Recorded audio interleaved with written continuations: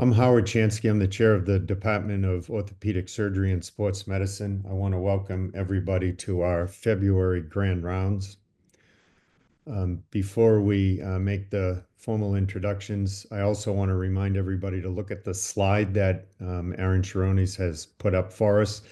I think we have a 2-hour window to be able to get credit for CME for grand rounds. It's my pleasure this morning to welcome Annelise Chaparro, one of our R4s, and also Dr. Katie Liu, who is an assistant professor in the Division of Plastic Surgery in the Department of General Surgery, and then also Dr. Nick Iannuzzi, who is, like Dr. Liu, a hand surgeon, and he's an associate professor in our department. And thank you. I'm Annelise. I'm one of the R4s. I'll be presenting on brachial plexus injuries with Dr. Iannuzzi and Dr. Liu. I have no disclosures. For some background, the brachial plexus is formed by 5 cervical nerve roots from C5, C6, C7, C8, and T1. There are described anatomic variations with contributions from C4 and T2. The brachial plexus is an interwoven netting of nerves. These specific neuronal cells originate from the dorsal horn, which is sensory, and the ventral horn, which is motor, of the spinal cord from C5 to T1. The nerve roots are mixed nerves containing both sensory and motor axons and are the first bundles of axons that leave the spinal cord exiting the spinal canal. The weaving of these fibers first forms trunks, then divisions, then cords, and finally the terminal nerve branches. 5 terminal nerve branches are the axillary, musculocutaneous, median, radial, and ulnar nerves. Injuries to the brachial plexus are often classified based off their location with respect to the dorsal root ganglion. A preganglionic injury occurs proximal and a postganglionic occurs distal. The roots emerge from the spinal canal and travel laterally between the anterior and middle scalene muscles and deep to the trapezius muscle. After a short distance, the 5 roots merge to form 3 trunks, the superior, middle, and inferior. And these trunks travel laterally superficial to the first rib and deep to the clavicle. As these trunks pass under the clavicle and enter the axilla, each trunk divides into 2 divisions to form 6 total divisions, 3 anterior and 3 posterior, and these 6 divisions then shortly merge to form 3 cords, named for their position relative to the axillary artery, medial, lateral, and posterior. And finally, the cords travel to exit the axilla and enter the arm medial to the humerus, and they divide into the 5 terminal branches as described earlier. Brachial plexus injuries can be devastating injuries that are life-altering to the patient. They can cause physical disability, psychological distress, and socioeconomic hardship, and they can result from a variety of etiologies, including penetrating injuries, falls, motor vehicle trauma. Most are closed injuries involving the supraclavicular region, and high-velocity injuries that torque the head violently away from the shoulder can result in injury to the upper brachial plexus roots, whereas violent overhead abduction and traction can result in lower plexus injury. A retrospective review of plexus injuries treated at a level 1 trauma facility in Ontario described these injuries in more detail. They found that young male patients predominated and motor vehicle accidents were the most frequent cause overall, but only 0.67% of these accidents actually resulted in plexus injuries, whereas 4.2% of motorcycle accident victims and 4.8% of snowmobile accident victims suffered brachial plexus injuries. These injuries were supraclavicular in 62% of these patients and infraclavicular in 38%. Supraclavicular injuries are more likely to be severe or Sunderland grade 3 or 4, meaning that the axon, endoneurium, and perineurium were damaged with an intact epineurium. And compared to infraclavicular injuries, which were neuropraxic or grade 1 in 50% of cases. Supraclavicular injuries required surgical exploration more often and reconstruction more often, and associated injuries include closed head injuries with loss of consciousness in 72% of these patients, cervical spine fractures in 13%, and clavicle and scapular injuries in 15 to 22%, as well as rib fractures were observed in 41% of these patients. Another study evaluating the epidemiology of brachial plexus injuries these people performed a systematic review and a meta-analysis. They found that 93% of brachial plexus injuries were closed with a prevalence of male patients, which was 93%. The most common cause of closed brachial plexus injury was a motorcycle accident with 67% resulting from this, and prevalence and followed by car crashes, which were 14%. Other causes were rare. 90% of these patients suffered from supraclavicular or combined supra and intraclavicular trauma, while 10% of isolated well, 10% from isolated infraclavicular injury. The prevalence of complete lesions was 53%, followed by upper plexus lesions with 39%, and lower plexus were 6%. Brachial plexus injuries can be divided into injuries of the upper trunk, or is known as herb Duchenne, which is C5, C6, extended upper trunk, which includes C7, or injuries of the lower trunk, which includes C8 and T1. Panplexus injuries, where all of the roots are involved, is another type of injury. This video is of a patient that had an upper trunk plexus injury. His first attempt is to abduct his shoulder and forward flex his shoulder, and then he attempts to bend his elbow or flex his elbow, which then he gives up and uses his other hand because he's unable to. One more time. Good, and relax, and then do your best to bend your elbow up. And then, no, okay, great. And then try using your other hand to help you there, to bend your elbow up. And then see if you can hold that there when you let go with your other hand. Yeah, okay. With respect to physical exam for these patients in the emergency department, it's obviously important in any trauma patient to remember BLS and ACLS protocols. There are important findings to be aware of with regards to physical exam that can alert you to the presence of concomitant injuries. The physical exam can help you determine if the injury is pre or post ganglionic, as well as if any spinal cord injury exists. About 12% of preganglionic brachial plexus injuries are associated with the coexistent spinal cord injuries, such as Brown-Séquard, anterior cord syndrome, or complete spinal cord injury, as well as vascular injuries, which have been associated up to 28% of brachial plexus injuries, include most commonly the subclavian and axillary vessels. It's important to also evaluate the patient for signs of Horner syndrome, which is the triad of eyelid ptosis, pupil miosis, and anhidrosis, which can be associated with the C8 to T1 avulsion. And being aware of pulmonary compromise in patients that may have phrenic nerve injury is also important. Our retrospective review looked at spinal cord injuries associated with brachial plexus injuries over the course of 8 years and found that there was a prevalence of spinal cord injuries in adult patients with a closed traction brachial plexus injury of 12.2%. In this study, all of the patients with a combined brachial plexus and spinal cord injury sustained a preganglionic injury of at least one level. And with the group of patients with a combined brachial plexus and spinal cord injury, there was a statistically greater likelihood of having a supraclavicular vascular injury with an odds ratio of 22.5. In the clinic, physical exam is a key component of taking care of these patients. Manual motor testing is an important component for monitoring these patients' recovery and obtaining a baseline of function, which is key to developing treatment plans. Range of motion is important. Active and passive range of motion of the shoulder flexion, abduction, external rotation, elbow flexion, extension, forearm pronosupination, wrist and finger flexion, extension. They should all occur at each visit, and we should be wary of patients that are developing stiffness.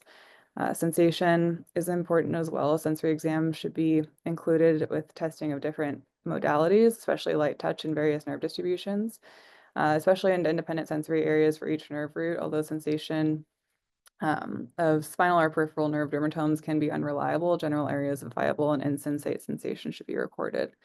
Tunnel sign, or the presence and absence of this with percussion tenderness over the supraclavicular or infraclavicular fossa can be evaluated. A radiating electric-like shock to a dermatome can represent a nerve root rupture. Lack of percussion tenderness over the brachial plexus can be indicative of an avulsion, and an advancing Tunnel sign distal to the spinal nerve can suggest a recovering lesion. Vascular injuries can occur, as discussed earlier, with brachial plexus lesions or with more severe injuries, such as scapulothoracic dissociation. A vascular exam of the upper extremity is imperative for preoperative planning in the event that a free-functioning muscle transfer might be necessary. Brachial, radial, and ulnar arteries should be palpated, and if not readily palpated, a Doppler ultrasound should be used. You can also use vascular studies or vascular surgery consult if necessary to determine vascular reconstitution if that'll be necessary. And reflexes of the lower extremity can be evaluated to look for concomitant spinal cord injury.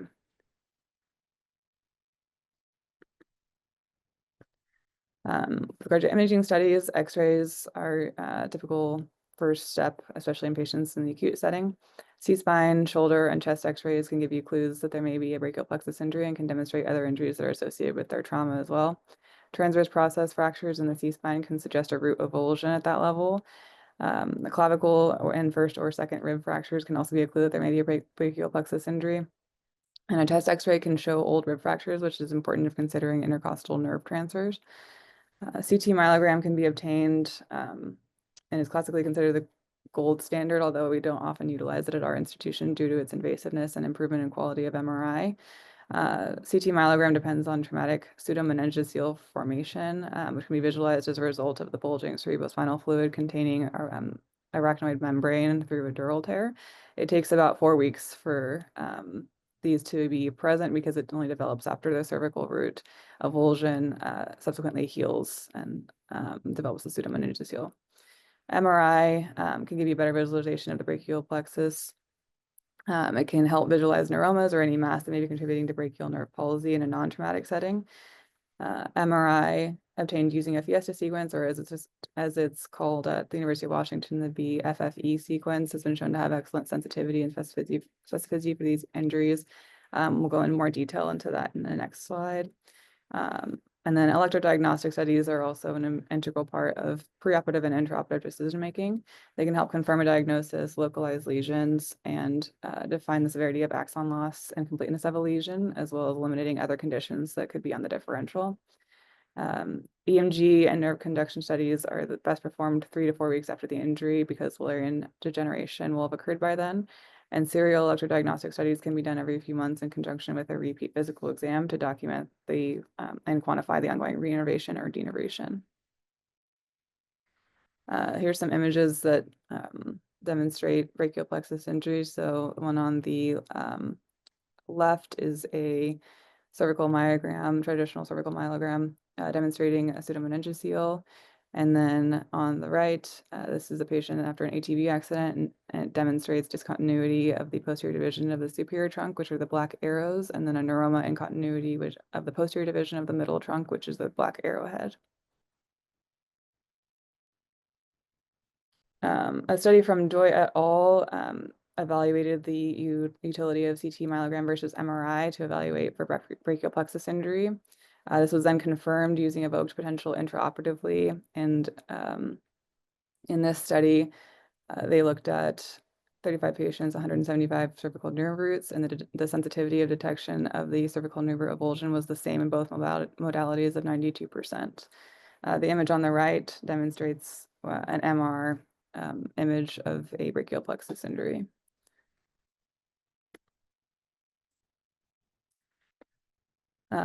At our institution, these patients typically undergo MRI utilizing a specific sequence to best visualize the brachial plexus injury. The paper where this was described describes the sequence and its accuracy for identifying healthy C5 spinal nerve stumps eligible for grafting purposes with a preceding normal intradural nerve rootlet compared to a Tunnel and a rhomboid EMG. This retrospective study included adult patients with acute brachial plexus injuries who underwent micro-reconstructions between 2008 and 2018. Healthy C5 spinal nerve stumps that were eligible for grafting with preceding normal intradural nerve rootlets were diagnosed by an experienced neuroradiologist using an avulsion severity score system that I'll show on the next slide based on fast imaging employed by the Fiesta neurography. This separates intradural nerve rootlets into normal, partial, mild, severe, and complete avulsions. And then a Tunnel test and a rhomboid EMG results were assessed by an experienced nerve surgeon and neurologist, respectively. And the accuracy and specificity of the 3 tests were compared to using a microdissection as the reference standard. This is the severity score utilized in the study. And in the study, the MRI outperformed the Tunnel and rhomboid EMG with an accuracy of 93%, sensitivity of 84%, and a specificity of 96%. This is an MR on the left, using the Fiesta sequence. The left is normal, and you can see the intradural nerve roots clearly, whereas the right is abnormal with multi-level right-sided avulsions.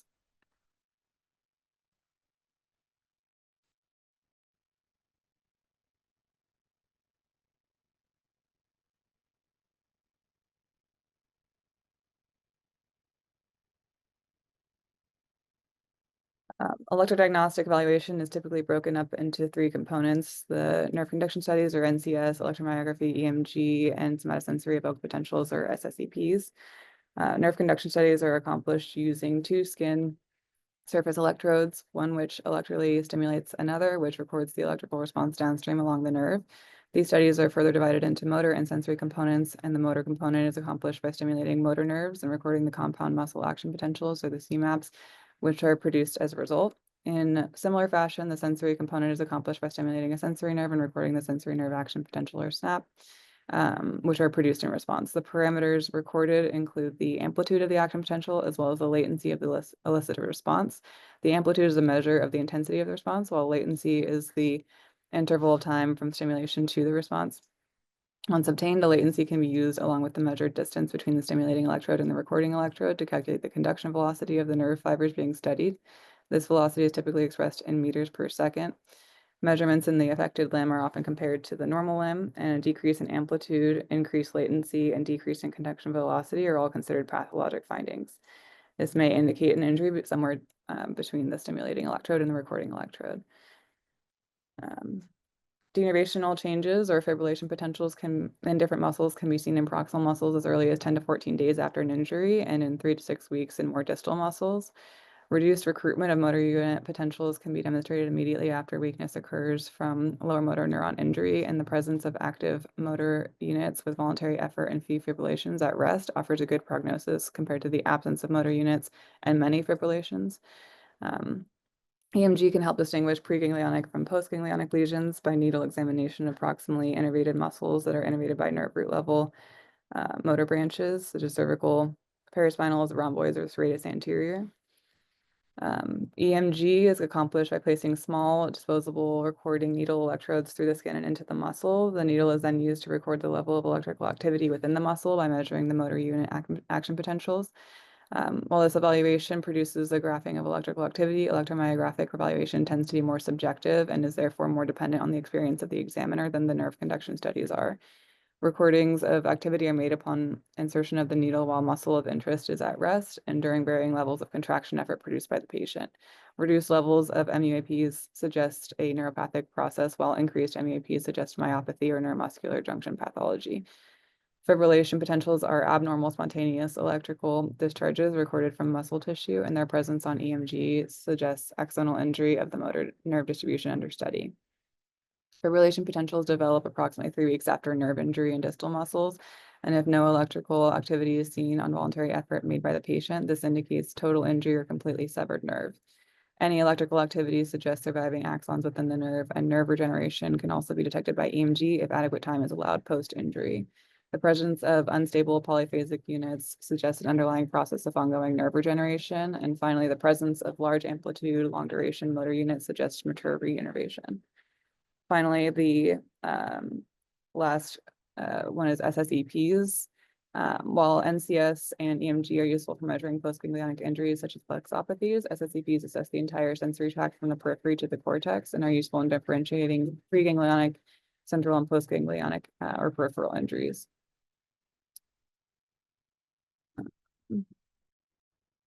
There are limitations to electrodiagnostic studies. The EMG and NCV studies are only as good as the experience of the physician who's performing the study and interpreting the results.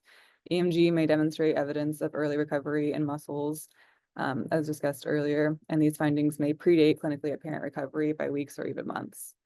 EMG recovery does not always correlate to clinically relevant recovery, either in terms of quality of regeneration or the extent of the recovery. And EMG recovery indicates an unknown number of fibers have reached muscles and have established motor end plate connections. Evidence of reinnervation may not be detected on EMG in complete lesions, and despite ongoing regeneration when target organs are more distal. A retrospective chart review was conducted in patients at Harborview Medical Center from 2005 and 2015 to identify patients that were diagnosed with a brachial plexus injury.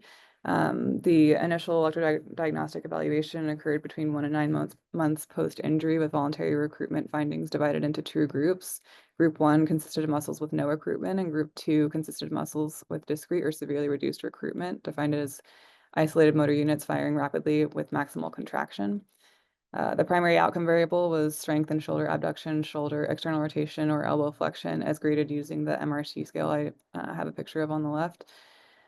Strength data were collected from review follow-up examinations, and recovery was classified as good if the MMT grade was over 4 out of 5, and poor if the manual muscle grade was less than 3 out of 5. They found that in the muscles demonstrating no evidence, or the group 1, outcomes were poor, with 0 out of 27 tested muscles improving to greater than 4 out of 5 strength by the last follow-up. And outcomes were better in muscles demonstrating severely reduced or discrete recruitment, which was group 2. Although only 2 of the 8 muscles, or 25%, improved to greater than 4 out of 5 strength. Psychosocial support is a key component of caring for these patients. Depression, anxiety, and post-traumatic stress disorder, as well as suicidal ideation, occur frequently among this patient population. Residual stress from the event and an abrupt change in functional status, altered physical appearance, and chronic pain create a psychological burden that permeates all aspects of these patients' lives. It hinders both adaptation and recovery and is a key determinant of patient-reported outcomes. Although not within the purview of many hand surgeons, there is a growing evidence to suggest that resiliency training, psychologic counseling, and mental health support are critical components for maintaining patient engagement and optimizing patient satisfaction during the lengthy recovery period after a surgical reconstruction. The integration of social workers and mental health professionals can help address these critically important domains. Multimodal pain management is also important for these patients. Many patients with a brachial plexus injury struggle with pain of variable frequency and severity, and pain has been shown to be correlated with poor outcomes. The involvement of pain management services is prudent because of the peripheral nerve surgeons often fail to adequately address pain control. Antidepressants and gabapentin can work synergistically to alleviate neuropathic pain, although they may be associated with undesirable side effects, and opioid medication should be avoided in these patients. Dorsal root ablation can also be an option, although it shouldn't be done until the patient's pain has completely stabilized, which can take up to a year. Therapy is also a key component of taking care of these patients. The initial goals of hand therapy are brachial plexus injury. With brachial plexus injury, to allow adjustments to newly incurred physical impairments and to help with them accomplishing activities of daily living, which can be impossible or very challenging without adaptive strategies. The maintenance of passive joint motion and mitigation of pain are also important early goals. Immediately before surgical reconstruction, regular interaction with the injured extremity helps these patients with desensitization and preservation of cortical pathways. If nerve transfers are incorporated into the surgical reconstruction, rehabilitation focuses on donor activation and re-education exercises, and strategic splinting prevents secondary injuries, minimizes contractures, and maintains ideal length tension relationships. Early edema control is also important, with elevation and the use of compressive gloves and sleeves to help prevent digital stiffness. Hand therapists typically spend more time with brachial plexus injuries and injury patients than any other care provider, and it makes their relationship critical as a conduit for communication with members of the brachial plexus team. To determine treatment options for patients with brachial plexus injuries, you must keep in mind the type of nerve injury, the pattern, and the presentation timing, which are all key factors to consider. The pan plexus avulsions represent a very different injury than an upper trunk avulsion of C5 and C6. In pan plexus avulsions, the source of nerves for reanimation of the extremity is all extraplexal or outside of the brachial plexus, and typically includes spinal accessory nerves, intercostal nerves, or contralateral C7. And in these injuries, exploration of the brachial plexus and evaluation of the roots for possible viable donor is essential because it can give the patient a digital source of for reconstruction. Whatever the pattern of injury, a list of potential nerve sources should be generated. And we'll go into more detail on that in Dr. Liu and Dr. Iannuzzi's components of this presentation. But with regards to timing of presentation, this is key to developing plans for these patients, and delayed referrals lead to delayed care, delayed surgery, and suboptimal surgical results. Two interesting findings from the studies that are demonstrated here that are potentially actionable is that smaller local hospitals managing these injuries led to slower referrals, and targeted outreach efforts to educate local hospitals about the presence of our brachial plexus clinic, which Dr. Liu will describe in more detail, may reduce any delay in presentation. And an EMG ordered by the referring provider led to a delay in care as well, likely due to delays in getting an EMG and then following up and getting referred. So spreading the word that our peripheral nerve clinic coordinates all the diagnostic workup is also important to let people know. It's an easy one-stop shop for referring providers.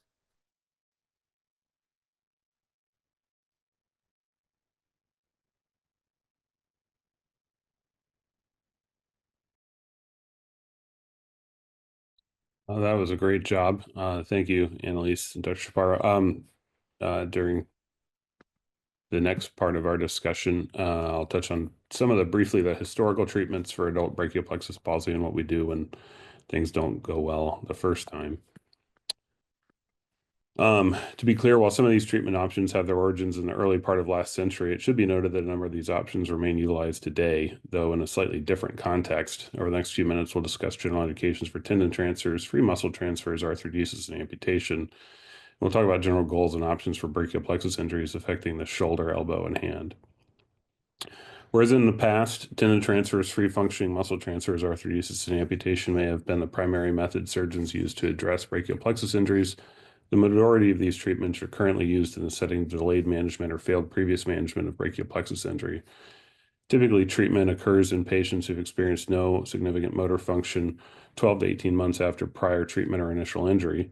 After this period of time, degeneration of the neuromuscular endplates make it unlikely that any sort of nerve repair or transfer would work. One key to optimizing these forms of treatment is maintaining passive range of motion, as Dr. Chaparro alluded to, and our physical and occupational therapists, as well as our physical medicine and rehab colleagues, serve critical roles for the maintenance of this range of motion. Beginning proximally and continuing distally, we'll begin with the shoulder, which may be affected in upper or extended upper brachial plexus injuries, as well as panplexus injuries.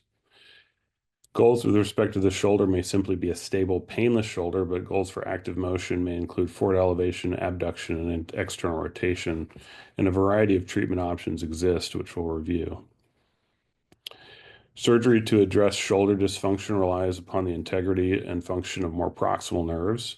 As a cranial nerve, the spinal accessory nerve is typically intact, but additional nerves, including the dorsal scapular nerve and long thoracic nerve, may also remain functional in more distal brachial plexus injuries, and each of the listed nerves may permit additional tendon transfer to try and improve functional outcomes with respect to shoulder strength and range of motion.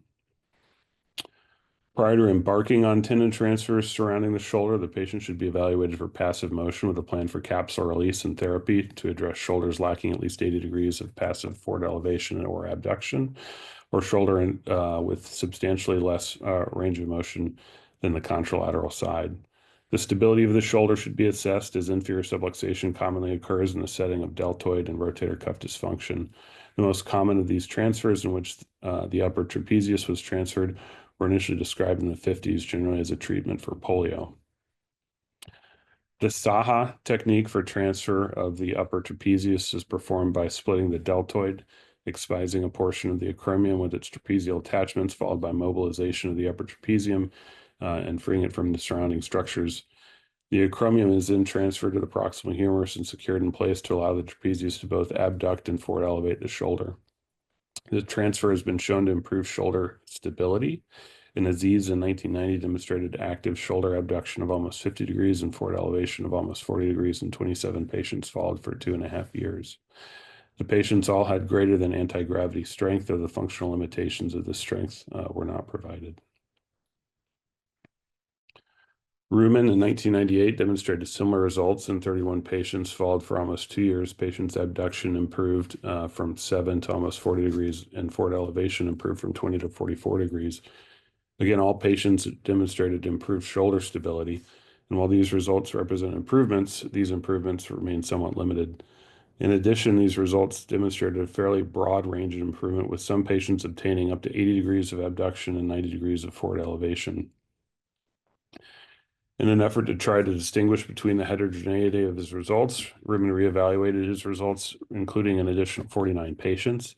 He noted that patients did best if they retained some function within their pec major, biceps, coracobrachialis, and triceps. He found that these muscles may assist with shoulder motion, particularly with forward elevation. In addition, by modifying the Saha technique and suturing the deltoid medially onto the trapezius, he noted improvements in shoulder abduction of 27 degrees and forward elevation of 17 degrees. While transfer of the upper trapezius is the principal tendon transfer to address shoulder dysfunction, After brachial plexus injury, the transfer of additional functioning muscle based on functioning proximal nerves has also been evaluated. Retained function of the dorsoscapular and long thoracic nerves may permit additional transfers to be performed. In previous studies, the focus was placed on shoulder abduction and forward elevation with less attention paid to external rotation. But as one can see from the image above, lack of external rotation may significantly inhibit the use of the abducted or forward elevated shoulder. Surgeons at Mayo again modified the Saha technique and described transfer of multiple muscles about the shoulder to try to address these limitations. With the additional transfers, the authors noted improvements in abduction and forward elevation somewhat greater than those found in previous studies. All shoulders remained stable, and external rotation of the shoulder was improved as well. In the presence of functioning muscles, the combination of transfers may represent the best results achieved to date. However, the main question is that of reproducibility, given the relatively complex series of transfers required. On the opposite end of the spectrum is glenohumeral arthrodesis or fusion. By securing the proximal humerus to the glenoid, the surgeon utilizes scapulothoracic motion in order to mobilize the arm. The procedure is relatively reliable and reproducible once healed, and the procedure also addresses shoulder internal rotation and instability with its associated pain. Results after glenohumeral arthrodesis aren't all that bad. In 13 patients with brachial plexus injury, Russo described the ideal position for arthrodesis of the glenohumeral joint with the goal of allowing patients to get their hand to the mouth, to utilize their upper arm and chest wall to grasp objects. Russo found that abduction of just over 35 degrees, forward elevation of approximately 30 degrees, and internal rotation of just over 45 degrees would position the shoulder and arm to best be suited to these tasks. Otlan et al. Evaluated the results of patients treated using glenohumeral arthrodesis.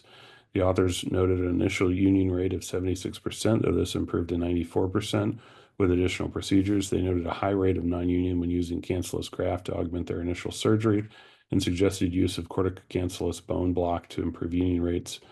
The authors felt that their results may have improved with use of locking instead of non-locking plates. And the authors noted relatively good results with shoulder abduction of almost 60 degrees and external rotation of almost 50 degrees, somewhat similar results to those seen with tendon transfers. In those patients with complete brachial plexus palsy with no return of hand or elbow function, amputation is also a possible treatment. Patients' reasons for considering amputation of the upper extremity may vary from the sensation of weight or shoulder instability that the flaccid limb creates, the desire for a sense of closure and the unwelcome need to care for a non-functional limb, to the desire for pain relief and the ability to use a prosthesis. From a surgeon's standpoint, Maldonado described indications for consideration of upper extremity amputation, including non-recovery of panplexus injuries or recovery to the elbow flexion only, and at least one chronic condition, either chronic infection, non-union, full-thickness burns, or chronic neck pain. Maldonado described their results in 9 patients. DASH scores slightly improved, as did VAS scores, but no patient expressed regrets despite lack of functional prosthetic use among the group. In most cases, amputation is not looked on by patients as a failure. Zhu et al. Performed a qualitative study evaluating Facebook posts and support groups for amputees. Most found that amputation provided a sense of closure that they did not feel when the arm was still present, and some felt more functional as a result of the amputation. Since the 1940s, an argument has been made for the combination of glenohumeral arthrodesis and upper extremity amputation soon after brachial plexus injury, as it was felt that this would present the quickest route back to the workforce for patients following brachial plexus injury. At the time, body-powered prostheses could be used to generate elbow motion or even grasp. These prostheses required at least 2 to 4 inches of scapular motion and some shoulder function to generate force for grasp. Newer, myoelectric prostheses may improve function further as the technology progresses. These prostheses rely on either intuitive or non-intuitive surface electrodes to drive the prosthesis. Intuitive electrodes are generally placed on muscles that correspond to the prosthetic's actions, such as biceps for elbow flexion, whereas non-intuitive electrodes may be placed on separate functioning muscles to power the prosthesis. These non-intuitive electrodes are more commonly employed in the setting of brachial plexus injuries. Training to use the myoelectric prostheses may begin even prior to any planned amputation. In a recent study, Lee et al. Trained patients to power a myoelectric hand using non-intuitive signals. 47 of the 58 patients were able to power the hand. 30 patients subsequently underwent amputation, and of those, 2/3 used a myoelectric prosthesis to perform grasp. While the number of patients using the prosthesis in a functional manner was relatively low, the use of this preoperative planning may prevent unnecessary procedures in those patients unable to utilize non-intuitive signals. In patients with extended upper brachial plexus injuries or planned plexus injuries, restoration of the elbow function is another goal. In general, elbow function has been prioritized over elbow extension, as gravity may be used for the latter, and treatment options include tendon transfers and transfer of free functioning muscle, most commonly either gracilis or latissimus. The pectoralis is uncommonly utilized. Schultz-Burge described a unipolar technique in which the lower 2.5 inches of the sternocostal head was transferred to the biceps, and later Carroll and Kleiman described a bipolar technique. Results of the unipolar technique were described by Burks and Seddon with mixed results. Only 4 patients had greater than or equal to M4 strength, with active range of motion varying from 32 to 102 degrees. The bipolar transfer demonstrated a greater range of motion in 3 of 4 patients, but given the relatively low study size, these results should be interpreted with caution. More commonly performed, the Steinler flexorplasty was described by Arthur Steinler in 1918. This procedure transfers the flexor pronator mass proximally onto the humerus, allowing these muscles to perform elbow flexion. The procedure is particularly suited for extended upper brachial plexus injuries with preservation of forearm muscles. Results are good, with active elbow range of motion of greater than 105 degrees and strength ranging from 0.8 kilograms to 3.3 kilograms. The issues with this procedure include a lack of functional strength in some patients, as well as a Steinler effect, where elbow flexion is combined with pronation of the forearm and flexion of the wrist. Transfer of the latissimus dorsi is another transfer option in patients who may not have functioning forearm muscles. This procedure is technically challenging and is improved if both ends of the latissimus are mobilized. Loeffler and Lewis noted 76% of patients in their series regained M4 strength or greater, with active elbow flexion of 91 degrees. Transfer of the triceps and bicep to the biceps has also been described, and this is certainly a less technically challenging procedure.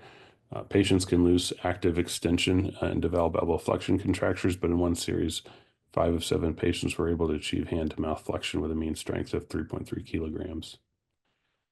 A final option for elbow flexion remains transfer of free functioning muscle. In this procedure, gracilis is typically transferred to the upper extremity to power elbow flexion. The procedure is fairly technically demanding, and patients may complain that the need to inspire deeply to stimulate flexion of the elbow is frustrating. Lastly, restoration of the hand is typically reserved for lower brachial plexus injuries, though it may also be sought in pan plexus injuries as well. Prehension is the primary goal and may be achieved through either free functioning muscle transfer or tendon transfer, and intrinsic function, I'll argue, is beyond the scope of this talk.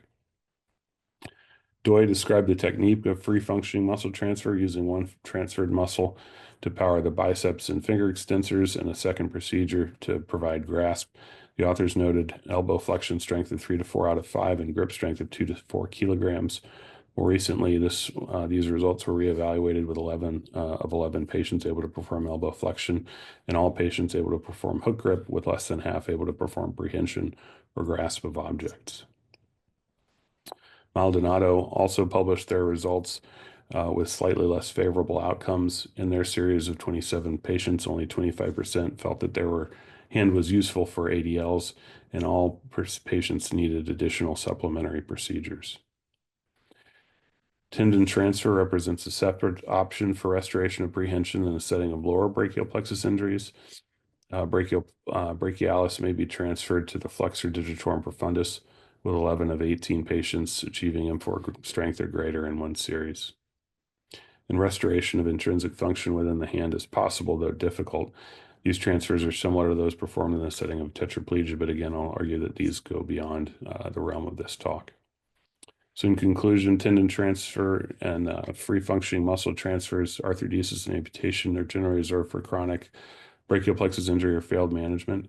It's key to diagnose and refer early to try to allow for treatments that Dr. Liu will describe.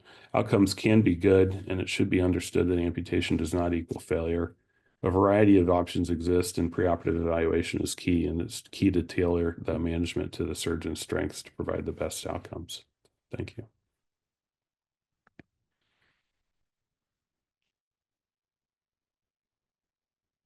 Right. When patients do get referred early, we open up the entire world of nerve surgery possibilities. So it's very exciting in a rapidly evolving field. And it's really fun to be pioneering that here at the University of Washington. I'll go a little bit over the options that we have from a surgical perspective, and then focus a little bit more on our new clinic at Harborview, as well as some new frontiers in the peripheral nerve surgery world that may be of interest to this particular audience. When it comes to brachial plexus injuries, options for nerve reconstruction are really twofold. One is nerve grafting. So if there's a viable root proximally after the nerve roots come out of the spinal cord, we are able to bridge over that area of injury and go to a distal target. It really depends on how many nerve roots we have that are viable as far as whether or not we're able to do this. The second option that seems to be a little bit more popular nowadays, that has just been done over the last 15 to 20 years, is nerve transfer surgery. In this example here, we take a expendable nerve, such as one going to wrist flexion, and we do a transfer electrical rewiring of that to a recipient muscle that is not working, such as elbow flexion. There are a lot of factors that affect our surgical outcomes, including time between injury and surgery, distance between our nerve coaptation and the target muscle, the length of a nerve graft if we're nerve grafting, whether or not patients are engaged with postoperative therapy, and things that we can't control, like patient age, patient biology, and the pattern of injury and nerves are affected. When we're evaluating these patients, it's actually quite easy. This is the algorithm that we're keeping in mind. If recovery is expected, obviously we don't do surgery. If it's not expected and there is a surgical option available, we tend to offer surgery. And the earlier we do the surgery, the better the outcomes are. The utility of diagnostic studies is really twofold in informing us of when and how to operate. So these are the 4 key questions that we want to answer with MR brachial plexus and the electrodiagnostic testing that we do. The first question is really, will this recover spontaneously? If no, if there's a preganglionic avulsion, if there's a nerve rupture, and we know that this is definitely not going to get better, then we do surgery as soon as possible. If there is no preganglionic avulsion or nerve rupture, and there's a possibility that might get better, we usually say that 3 months is when neuropraxia and some of that spontaneous recovery will happen. If there are no motor units detectable on EMG by 4 months, then we proceed with surgery. We typically like to do surgery. Traditionally, they say within about 6 months of injury, but we found that the earlier we do it, the better the outcomes are. The second question is there a viable C5 or C6 root for grafting? If we see on the MRI that there is not, then we skip the brachial plexus exploration, which is a really tedious part of the operation that can take 3 to 4 hours, and you're just digging in a bunch of scars. So if we know that that's definitely not an option, then we go straight to nerve transfers. The third is there a second or distal site of nerve injury? So if we have an upper trunk injury, but we have a secondary site of injury more distally at the level of the clavicle, we know that we have to jump graft across that. Otherwise, obviously, we won't get any reinnervation because it'll run into that secondary site of injury. And then fourth, what are healthy recovering nerves that may be available as donors? And we rely on EMG to tell us that. As far as brachial plexus exploration and grafting, we do both a supraclavicular and infraclavicular exposure. We rely heavily on intraoperative neuromonitoring with SSEPs to tell us whether or not those roots are healthy. So here, if we get up to the C5, C6, C7 nerve roots, then we put our probe here, and then we stimulate with our probe. And if we're able to record cortical responses with SSEPs, then we know that this is a healthy live nerve that we can then graft more distally. If we stimulate and we don't get any SSEPs more proximally from the cortex, then that is an avulsion injury, and that is not a viable nerve root. When we do have viable roots, there is an endless number of possibilities as far as patterns for grafting. And again, that depends on whether we have 1, 2, or 3 graftable roots. This can also be done in a conjunction with nerve transfers as seen on the second photo there. The most common nerve transfers that we do when we want to simplify the brachial plexus anatomy, when we're thinking about upper trunk C5, C6 injuries, those are proximal shoulder level, which are the most common ones that we see. As we go lower on the levels of the brachial plexus, C7, I think of as radial nerve, and then lower trunk injuries are more distal hand, median and ulnar nerve distribution injuries where we have a lot more options. The most common brachial plexus type of injury pattern that we see is of the upper trunk, and there's a standard set of nerve transfers that we do for that. We try to reinnervate the musculocutaneous nerve for elbow flexion as our primary priority, and we do that with fascicles from the median ulnar nerve branches.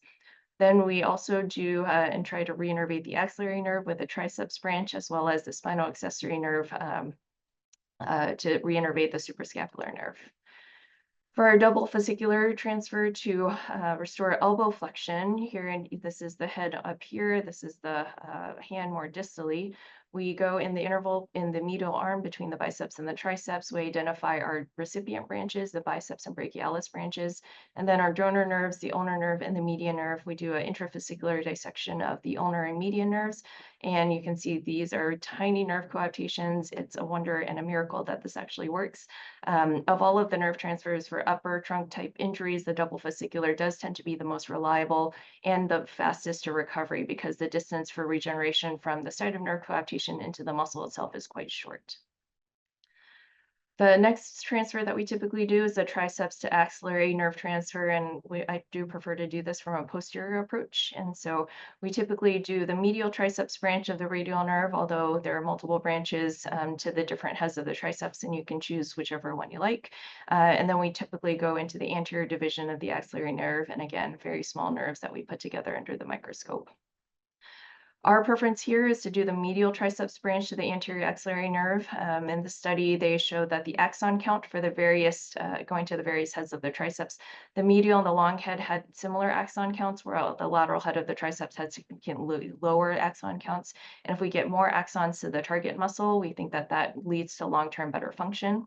As far as tension-free nerve transfers go, the medial triceps branch will actually give us the longest distance, so that is much preferred.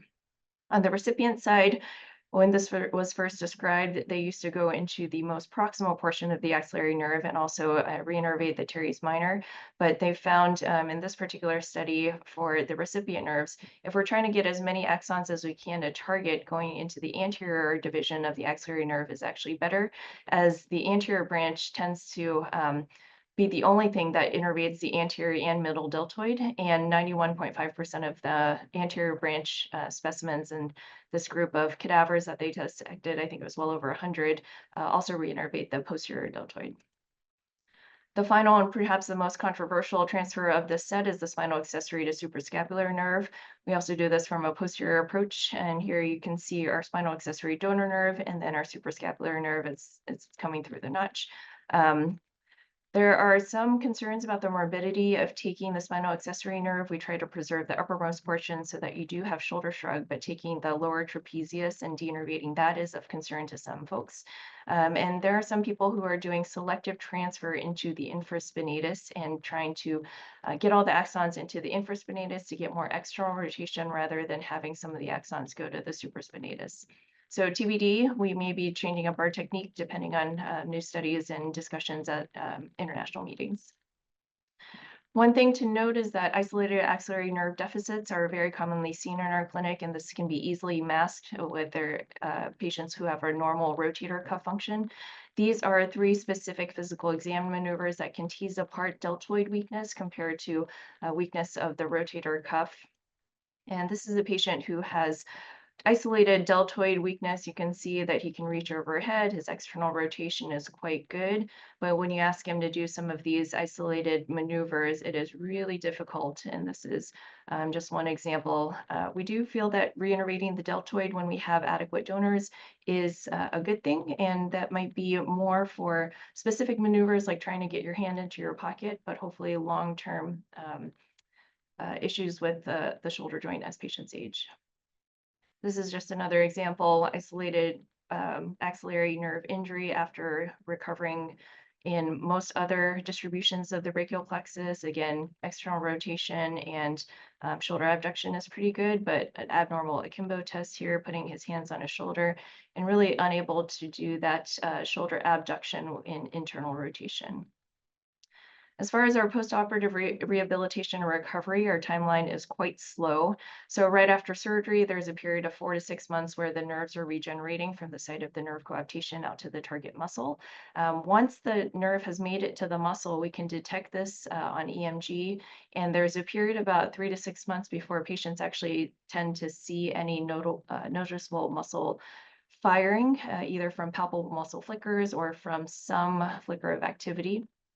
After that period, then slowly that gets stronger and stronger with gravity eliminated, strength finally hopefully progressing to anti-gravity and stronger.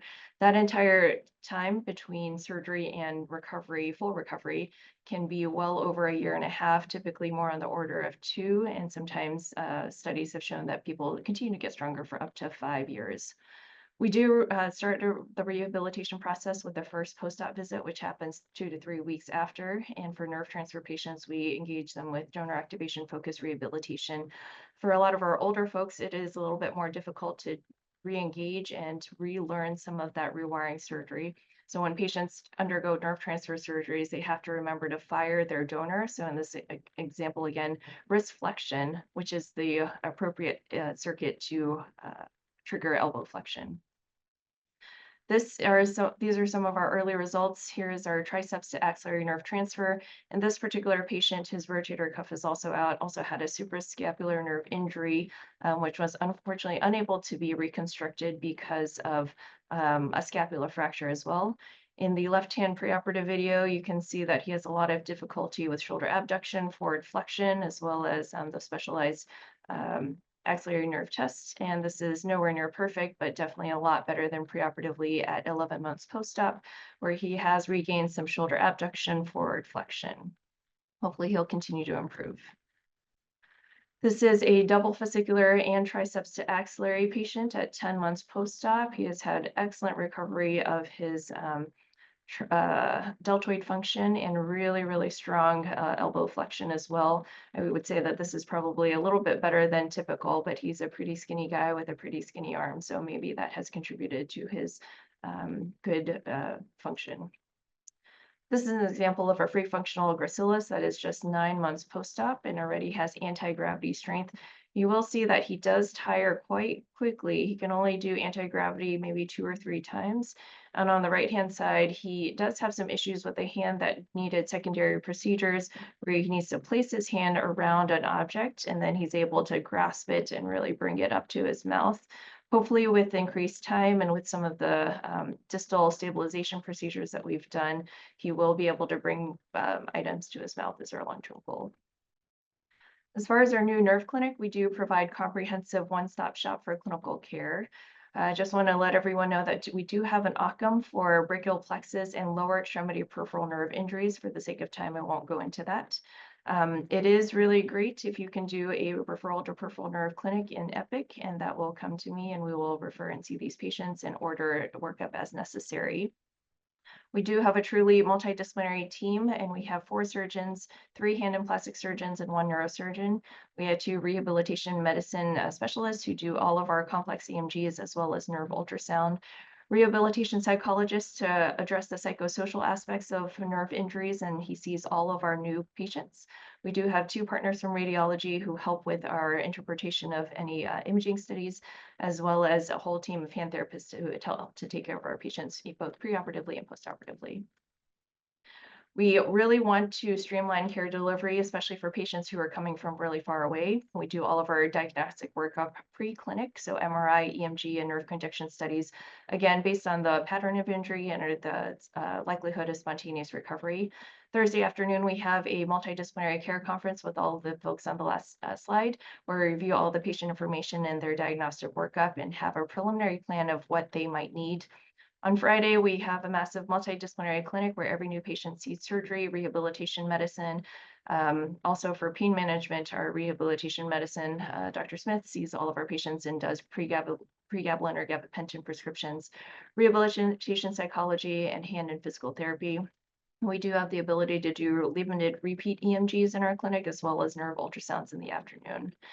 As far as our goals for patients with suspected peripheral nerve injuries, my goal is to get all patients with their diagnostics at 3 to 4 weeks post-injury, have their first clinical consultation within 6 to 8 weeks of injury, and surgery performed within 4 months of injury.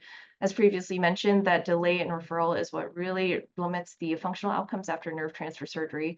So even if we're seeing a lot of these patients and they spontaneously get better, I'd rather have them plugged in and be able to monitor them, get them into the operating room if they need it, rather than have referring providers or people who are doing EMGs in the community wait on it and try to get them in a little bit later than that. We also have them see hand and physical therapy starting with a first post-op appointment and provide continuity of care through the entire recovery period. I'll just end quickly on 3 new frontiers in nerve surgery. The first are distal nerve transfers for ulnar nerve injury. This typically happens with distal humerus fractures or any injury around the elbow joint. Traditionally, the nerve transfer surgery that is most commonly done is AIN to ulnar motor nerve transfers.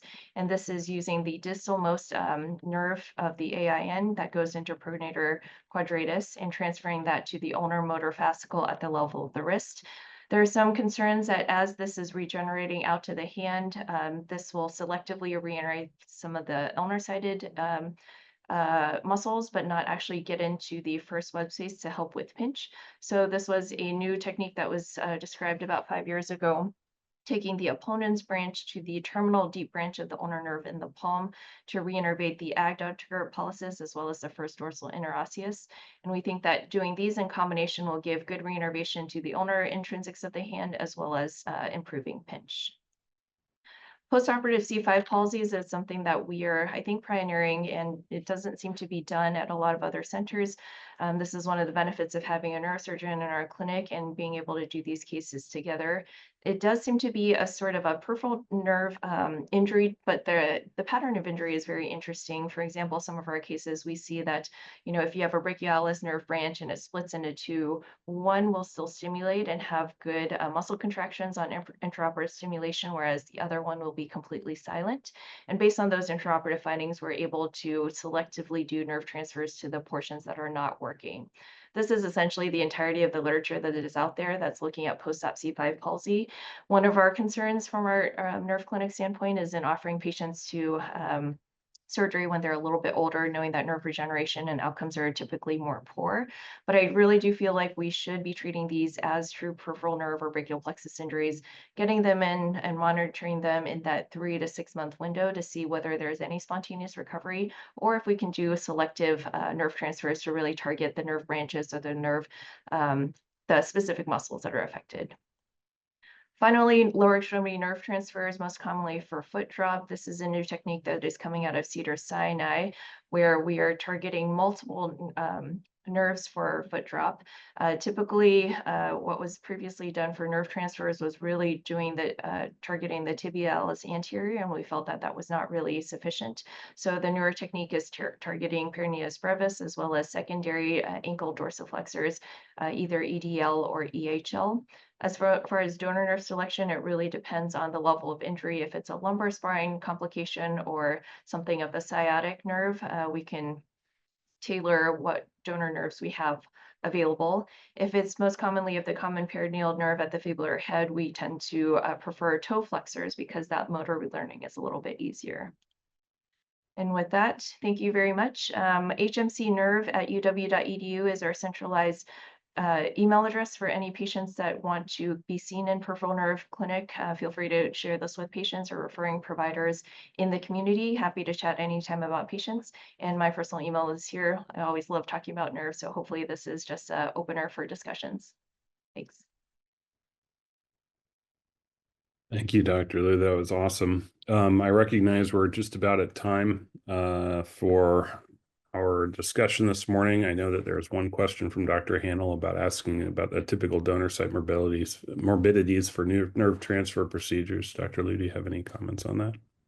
Yeah, we typically tell patients that they will show some weakness in the first, probably 2 to 6 weeks. They will notice that it is a bit weak in that acute postoperative recovery period. As far as long-term outcomes, you will never be M5 strength, but M4 plus is definitely reasonable. And when I'm testing these patients on physical exam, honestly, I can't even overpower them. So I think the donor site morbidity is quite low. I do warn patients who are very high level athletes that they could have some noticeable difference if they're, rock climbing very commonly. They might be using their muscles a little bit more than the typical activities of daily living, but for the most part, very minimal. Great. If there are any other questions, please submit them in chat or go ahead and ask. And otherwise, hope everybody has a wonderful day.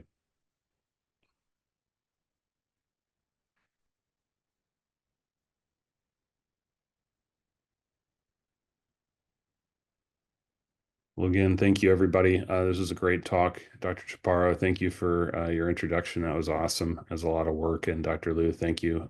I think this new nerve center is going to serve our population quite well. And I think getting a chance to highlight it this morning will hopefully help us get you patients earlier on in their process. So appreciate everybody's time and attention this morning. Be careful with the snow outside, and wish you all well. Thanks.